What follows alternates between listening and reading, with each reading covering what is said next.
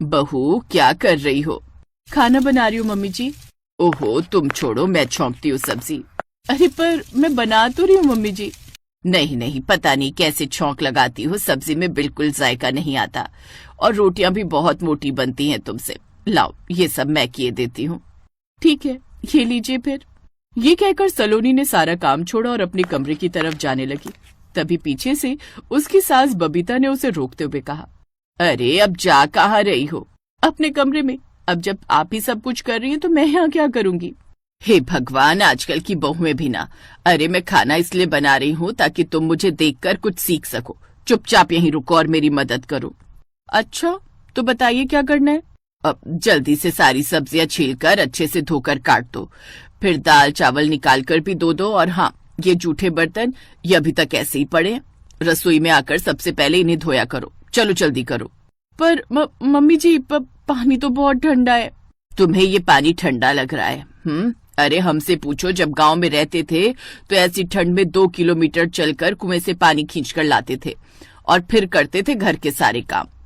तुम्हें तो इतने ऐशो आराम मिल रहे हैं, सब कुछ यहीं का यहीं है।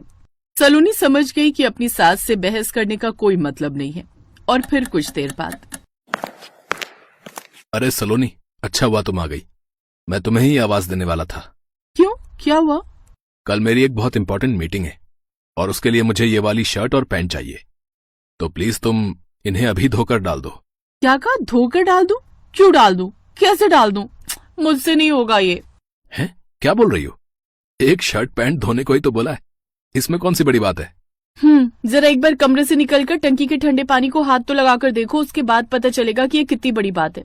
ये देखो मेरे हाथ सुन्न पड़ गए एकदम। ओहो सलोनी, तुम तो फालतू में ही बात का बतंगड़ बना रही हो। अरे सर्दी का मौसम है तो पानी तो ठंडा होगा ही ना। अब हर काम के लिए तो पानी गर्म नहीं किया जा सकता ना। मम्मी भी तो इतने सालों से कर ही रही हैं। अपनी मम्मी का तो तुम नाम भी मत लेना मेरे सामने। सच में बड़ी चालाक हैं। रसोई में सारे पानी वाले काम मुझे पकड़ा दिए और खुद आराम से खाना बनाने के नाम पर गर्मा गर्म चूल्हे के पास खड़ी हैं। सलोनी, अब ये ज्यादा हो रहा है। हाँ, तुम्हें मेरे कपड़े नहीं धोने तो मत धो, पर मेरी मम्मी के बारे में कुछ भी गलत मैं नहीं सुनूंगा।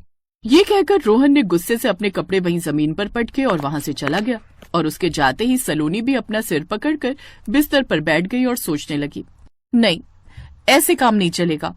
ये तो कभी मेरी तकलीफ समझेंगे नहीं, ऊपर से मम्मी जी को लेकर कुछ ज्यादा ही सेंटी हो जाते हैं। अब क्या करूं? इस ठंडे पानी की मुसीबत से कैसे छुटकारा पाऊं? और तभी सलोनी के दिमाग में एक जबरदस्त आइडिया आया और उसने तुरंत अपने माइक के फोन लगा दिया। हेलो पापा, कैसे हैं आप? यहाँ सब ठीक है बेटा, तुम सुनाओ। अब यहाँ भी सब अच्छा ही है। वैसे मैं सोच रही थी कुछ दिनों के लिए आप लोगों के पास आ जाऊं। हाँ हाँ बेटा, क्यों नहीं, दामाद जी के साथ चली आओ जब चाहे। नहीं पापा, ये तो बिजी हैं अपने ऑफिस के काम में। मैं अकेली आऊंगी, इनसे बोलकर ट्रेन में रिजर्वेशन करवा लूंगी, बस फिर आप स्टेशन से मुझे ले लेना। ठीक है बेटा, जैसा तुम्हें ठीक लगे। और फिर फोन रखने के बाद अब आएगा मजा।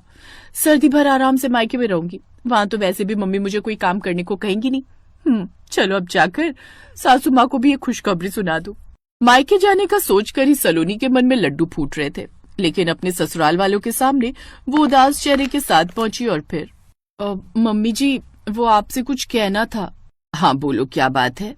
वो मेरे मम्मी पापा बुला रहे हैं मुझे, बोल रहे थे उन्हें मेरी बहुत याद आ रही है और सच कहूँ तो मैं भी कुछ दिनों से अपने मम्मी पापा को बहुत मिस कर रही हूँ। ठीक है, तो मैं छुट्टी अप्लाई कर देता हूँ, फिर ले चलूंगा तुम्हें। नहीं नहीं, आप क्यों परेशान हो रहे हैं? अब इतने दिनों बाद जा रही हूँ तो कुछ दिन तो रुक कर ही आऊंगी ना। आप ऐसा कीजिएगा, मुझे लेने आ जाइएगा जब मैं बुलाऊं तो। फिलहाल मेरे अकेले जाने का रिजर्वेशन करवा दीजिए। अब देखिए अगर कल का ही टिकट मिल जाए तो। सलोनी ने तरकीब तो बढ़िया निकाली थी, लेकिन उसकी सास बबीता भी कुछ कम नहीं थी। सलोनी के मायके जाने का टिकट रिजर्व हो पाता उससे पहले ही उसने अपनी चाल चल दी। ये क्या हुआ अचानक? अरे क्या हुआ माँ? क्या बताऊं बेटा, अचानक से इतनी तेज चक्कर आया कि बस क्या ही कहूं। लगता है बीपी लो हो रहा है, बड़ी घबराहट हो रही है बेटा। सलोनी, तुम खड़ी क्या हो? जाओ माँ के लिए पानी लेकर आओ। जी अभी लाई। सलोनी अपनी सास के लिए पानी लेकर आई, जिसे पीते ही बबीता थर थर कांपने लगी और फिर, क्या हुआ माँ, ठंड लग रही है क्या? हाँ बेटा, एकदम कपकपी सी छूट रही है। जल्दी कर बेटा, मुझे कमरे में ले चल, मोटी रजाई उड़ा दे बस। हाँ चलो माँ, लगता है आपको सर्दी लग गई है। कितनी बार कहा है आपसे कि सर्दी में घर के काम छोड़ दिया करो। सलोनी कर लेगी ना सब कुछ। हाँ बेटा, अब तो बहू पर ही छोड़ना होगा सब, वरना तो ये सर्दी मेरे प्राण लेकर ही जाएगी। सलोनी जाओ, माँ के लिए गरम सूप बना कर लाओ, और सुनो गरम कॉफी भी लेती आना। मैं तब तक डॉक्टर से अपॉइंटमेंट ले लेता हूँ। नहीं नहीं नहीं बेटा, डॉक्टर की जरूरत नहीं है। अब बुढ़ापे का शरीर है तो सर्दी में तो परेशान करेगा ही। अब बस कुछ दिन आराम करूंगी तो ठीक हो जाऊंगी। ठीक है माँ, पर आपको अच्छे से रेस्ट करना होगा। सलोनी तुम इस बात का ख्याल रखना, माँ को बिस्तर से निकलना भी ना पड़े। लेकिन मैं तो मायके, मेरा टिकट। अरे अच्छा ही हुआ ना कि मेरा नेटवर्क स्लो था और तुम्हारा रिजर्वेशन हो ही नहीं पाया। तुम बोल दो अपने घर पर कि कुछ दिनों के बाद आ जाओगी। फिलहाल मम्मी की देखभाल ज्यादा इंपॉर्टेंट है। बबीता की चाल सलोनी पर और भारी पड़ गई। वो अच्छे से समझ रही थी कि सर्दी में ठंडे पानी की रसोई में अकेले ना जूझना पड़े, इसके लिए उसकी सास खराब तबीयत का बहाना कर रही है। लेकिन फिलहाल सलोनी कुछ भी कहने की स्थिति में नहीं थी। और फिर एक दिन, ओहो, बिस्तर पर लेटे लेटे तो मैं बोर हो गई। अब रोहन तो अभी ऑफिस में ही होगा, ऐसा करती हूँ थोड़ी देर छत पर टहल कर आ जाती हूँ। ऐसा सोचकर बबीता अपने बिस्तर और फिर कमरे से बाहर निकली।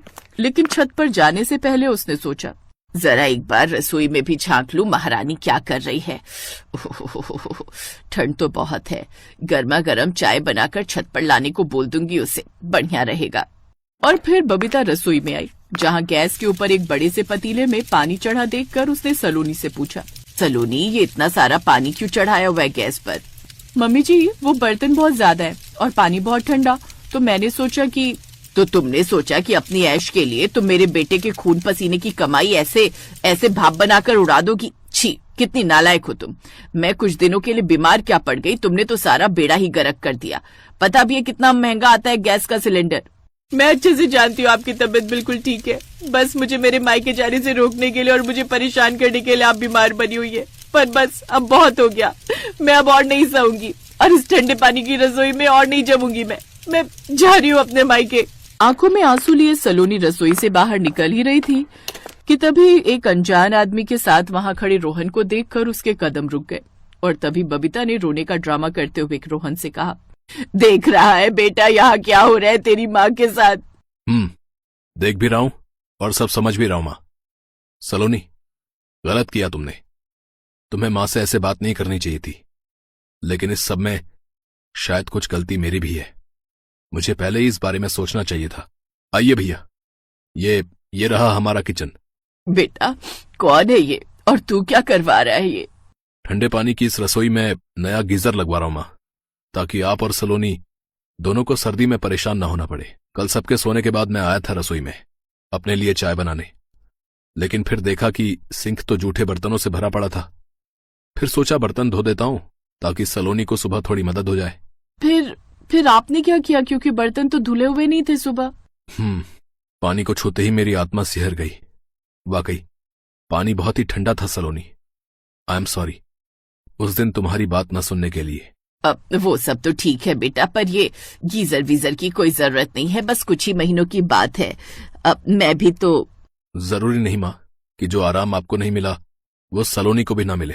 और आप खर्च की बिल्कुल चिंता मत कीजिए, मैं मैनेज कर लूंगा। और फिर गीजर लगेगा तो आपको और सलोनी दोनों को ही आराम मिलेगा ना। अब बबीता आगे कुछ नहीं कह सकी और फिर कुछ देर बाद, अरे वाह, ये तो सच में बढ़िया हो गया, कितना बढ़िया गर्म पानी आ रहा है। अब बेटा रोहन तू ऐसा कर, बहू का मायके जाने का रिजर्वेशन करवा दे। अब मेरी तबीयत कुछ ठीक लग रही है तो मैं संभाल लूंगी सब। नहीं मम्मी जी, ऐसे कैसे? आप जाकर आराम करो और मेरी गर्म पानी की रसोई को आप अब मुझ पर ही छोड़ दो।